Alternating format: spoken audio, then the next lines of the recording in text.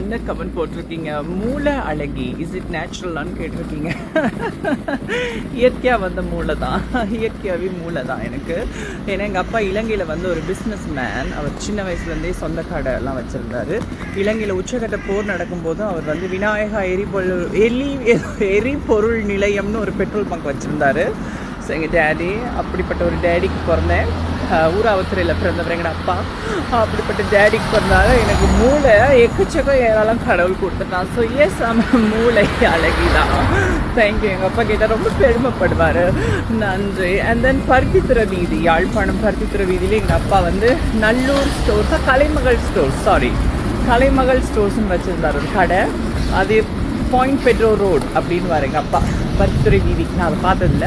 அதுக்கப்புறம் வந்து தீவு பகுதியில் மங்குமானுக்கு போகிற வீதியில் எங்கள் அப்பா வந்து விநாயகா எரிபொருள் நிலையம்னு கடைசியாக வச்சுருந்தாரு ஒரு பெட்ரோல் பங்க். பாருங்க, இலங்கையில் எல்லாமே தமிழ் பதாகை, தமிழ் பெயர் தான். வாழ்க தமிழ். நன்றி. பாய். This is my outfit for today.